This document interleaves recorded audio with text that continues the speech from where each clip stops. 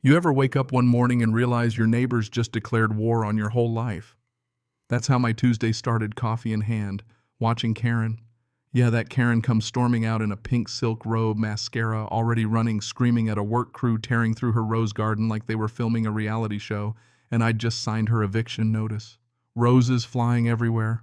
Her husband's yanking her back in pajama pants, yelling, "Babe, they're filming," but she's already half over the fence threatening to call the sheriff, the governor God himself. All I could do was sip my coffee under that brand new no trespassing sign, my sign breathing in the perfume of crushed roses and a little bit of sweet, sweet victory. Triple checked the deed, of course. Fence was 100% legal. Sat exactly 1 inch inside my property line, and trust me, I wasn't even close to done. If you're thinking, man, he sounds a little intense, well, you'd be right. Try living through 12 years of neighbor from hell and see how patient you feel. My name's Dale. I'm 52, spent 3 decades busting knuckles under car hoods until my back finally tapped out with 3 herniated discs. My wife Cheryl, she's a tough one, but lupus makes her mornings feel like glass in the joints. Docs told us water therapy might keep her out of a wheelchair.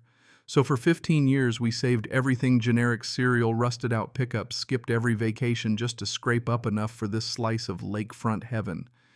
Cabin's nothing fancy, looks like a shack next to the millionaire's mansions on Willow Lake. But you know what? 200 feet of perfect shoreline, that was the dream. Until we met Karen Whitmore. Next door, $1.8 million fortress. All glass and steel, like it's giving the middle finger to the pines and water. Her husband, Bradley, runs zoning for the whole township, which I'll just say turned out to matter a lot more than I ever wanted to know. For 12 years, while the old owner of our lot was, I kid you not, living it up in Chicago, Karen just used our shoreline like it was hers. Private dock pontoon parties, all of it. Nobody cared. Previous guy showed up twice a year, never noticed or didn't care. First day I show up to work on my dock, here comes Karen. Heels clicking, diamonds everywhere, waving official documents that frankly stank of lies. Established recreational easement, she says. You can't block community lake access. Like she's doing me a favor letting me know my property is apparently open to the community. Those papers turned out to be beautiful forgeries, counterfeit township letters. She went that far. I said, "Ma'am, this is my dock, my shoreline, my property." You'd think I kicked her dog. Face went cold in a second less country club, more ice queen. "We'll see about that," she snaps, and 20 minutes later the sheriff rolls up. Sheriff Morrison. Karen's barbecue buddy, golf partner, real small-town politics type. She's got actual tears this time, sobbing about her safety and community agreements I'm violating. He looks at me like I just insulted his mama. "Maybe you folks can work this out neighborly. No need for lawyers over a little dock space." A little dock space that cost us 15 years of sacrifice. And let me tell you, Karen was just warming up. Within a week, we had code violation notices popping up like weeds, dock repairs, fire pit for Cheryl's therapy, even the height of my mailbox. Every permit I filed vanished into some black hole while Karen's stuff got rubber stamped overnight. Amazing what gets approved when your husband signs the papers, right? Next thing I know, neighbors are whispering that we're lowering property values with our trailer park modifications. We're the wrong element, apparently translation too broke for Karen's taste. The real punch in the gut. 4th of July. We're out Cheryl doing her therapy, and I hear music coming from our own shoreline. 20 of Karen's country club friends, champagne lobster buffet table on my property. I ask politely if they could move. Karen stands up, wine glass in hand, and says loud enough for everyone, "This is our unstable neighbor I warned you about. He's probably dangerous. I can taste the humiliation and rage like burnt coffee." That's when it hit me. This wasn't about sharing. This was about Karen thinking anything she could see belonged to her. My little dream was blocking her view. That just couldn't stand. So you want to know how a nobody takes on lakefront royalty? I'll tell you. Karen came at us with paper cuts. Bureaucratic warfare. Monday morning I get a call, my 40-year-old dock needs an environmental impact study, 12 grand, 6 to 8 months to approve. New regulation, they say. Your neighbor filed a complaint about potential wetland disruption. Wetland disruption from 3 loose boards on a dock that's older than her spray tan. By Wednesday now, it's historical preservation. My cabin suddenly violates period-appropriate guidelines that, funny enough, popped up overnight, conveniently targeting any home worth less than $500,000. Friday, the environmental agency shows up. I'm waiting when Karen marches up full makeup at 7 a.m., dragging some poor inspector around like she's guiding a crime scene tour. She's pointing, whispering about unauthorized modifications and how my fire pit is contaminating fish spawning areas in a lake stocked with bass since Nixon. The inspector's taking pictures of my campfire ring when I notice fresh trash, cigarettes, food wrappers, broken bottle, all carefully scattered on my side of the line. Karen staged evidence, like budget CSI stuff. Lucky for me, 30 years as a mechanic means I know how to diagnose problems before they blow up. So I start digging. 3 days at the county courthouse, drinking stale coffee, combing through deeds and records. My buddy Jerry from tax assessor's office helps me out. Turns out knowing folks who actually work has perks the country club set can't buy. You want a twist? Here's a twist.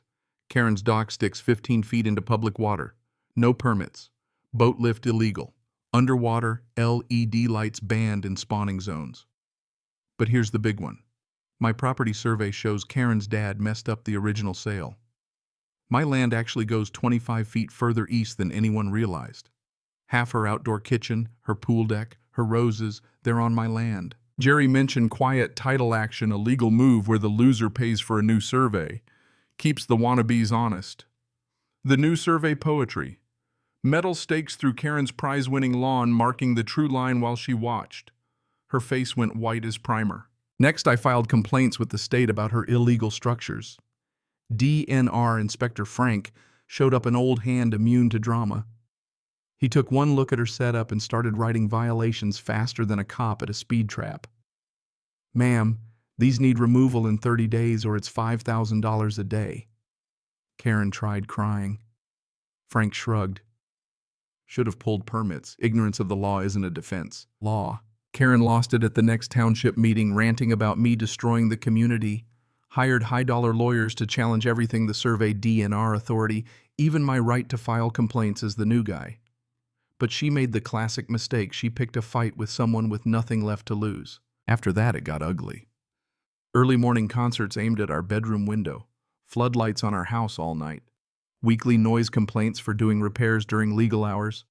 She even called Adult Protective Services, claimed I was exploiting Cheryl's illness for sympathy. But then she made her biggest move. Out of nowhere, Camp Wildwood, the property north of me controlling all the boat access, went up for sale. 3 pristine acres. Suddenly, Lakeshore Development LLC, Karen's lawyer's shell company, was buying it. She wanted to cut off my access, force me to sell cheap, but she underestimated me. I called Jim, my brother-in-law. He flips houses, knows all the tricks. Over beers, he says, check for right of first refusal on your deed. Sure enough, the original developer gave first shot to neighbors. Karen could bid all she wanted. I got first dibs. I outbid her fake company by $1. Secured it with a loan on my truck tools, every favor I had. And the kicker. That property came with more than access. Mineral rights. An old commercial fishing lease. But the golden ticket was an access road on paper for decades that ran straight through Karen's backyard, right where her roses and kitchen sat. For years, she'd blocked it illegally with landscaping. The day my deed transfer hit public records, Karen stormed into the township office like Napoleon, demanded the sale be reversed, staged protests with college kids, news crews, Save Our Lake signs. But she only succeeded in ticking off half the neighborhood. Her protesters trampled gardens, left fast food trash everywhere. Then came the lawsuits. Karen's lawyers argued my purchase was a fraudulent conspiracy to monopolize the lake. Meanwhile, our property started getting vandalized, sugar in the boat motor dock lines, cut survey markers pulled up. But now I owned the lake bottom, all the access points, and had the legal right to drive trucks through Karen's backyard. Game, set, match. So about that fence. I hired a crew to build a 6-foot cedar barrier exactly 1 inch inside my line, right through Karen's party zone. She tried everything, PI digging through my past whisper campaigns about me being unstable, posting nonsense on Facebook, even staging a neck injury from investigating property destruction. But as we dug for the fence, we found the final smoking gun. Her septic drain field extended 20 feet onto my land. Those roses feeding on illegal sewage runoff. The woman lecturing me about environmental harm was literally dumping waste on my lot. Suddenly, her lawyer wanted to settle. Amazing how quick things change when you're looking at $50,000 fines. Karen's meltdown when the fence went up was legendary. She attacked it in her robe with bolt cutters, shrieking about discrimination, threatening to call immigration on my Hispanic crew. Miguel, my foreman, just smiled, showed her the permits, and kept filming. Word got out, contractors blacklisted her. Neighborhood kids started calling her crazy fence lady. That cedar fence went up in 3 days, splitting her $1 million backyard down the middle, blocking her view, her parties, her kingdom. But that wasn't the end. My attorney's paralegal, bless her, dug through years of municipal records and found pure gold evidence that Bradley Karen's husband was running a pay-for-play permit racket. Cash deposits, fake consulting fees, emails between Karen and Bradley spelling out the whole scam. She even wrote, "Make Dale's permits disappear until I control his property." Criminal conspiracy in their own words. We turned it all over. Permit fraud, illegal vacation rentals, stolen conservation grant money. The FBI was already sniffing around, just needed someone with evidence.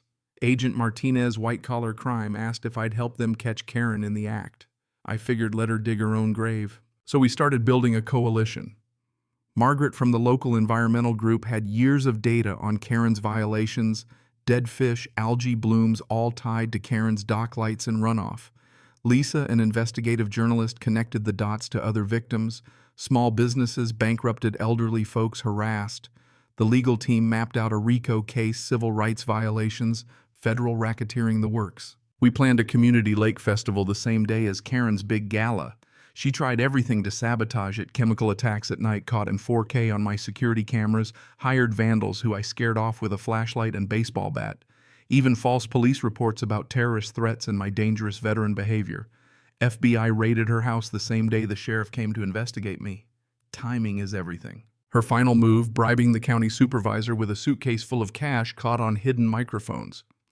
After that, Karen tried to have me committed for PTSD using forged medical records. She even filed elder abuse charges against me, said I was manipulating Cheryl for gain. Cheryl, by the way, was having none of it. She went nuclear, mobilized disability rights groups. The whole community rallied behind us. The trap snapped shut when Karen tried to bribe the new township inspector and undercover FBI agent. Media feds, everyone was watching as Karen's whole empire collapsed. Arrests, evidence, seizures, news cameras everywhere. Her gala turned into a perp walk for her husband live on TV. Karen grabbed the mic, gave the performance of her life, blaming deep state conspiracies and environmental terrorists. I walked over, held up proof of her crimes, bank records, chemical reports, the whole deal. She lunged at me, screaming, tearing her dress in front of 200 guests and every news crew in 3 counties. She was arrested for assault while her guests just drifted away, avoiding eye contact. That night, as federal charges were read out, corruption, environmental crimes, civil rights violations, I realized we'd actually won. Not just for us, but for every normal family she'd hurt. Karen pled guilty, got 18 months in federal prison, banned from public office, mansion foreclosed. Bradley got 3 years, lost his pension, now stocked shelves 2 counties over.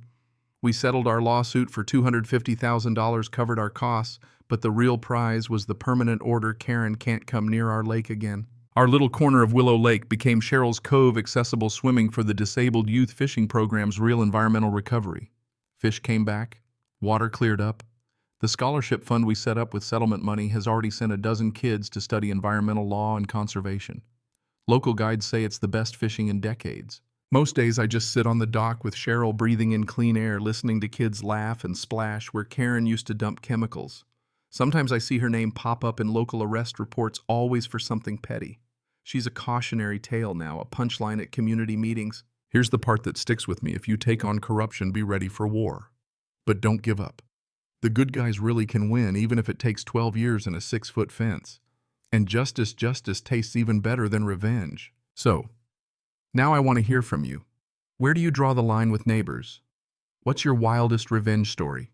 Did you ever have to fight back when someone tried to steal what you built? Drop your story below. You never know. Maybe your nightmare's got a happy ending too.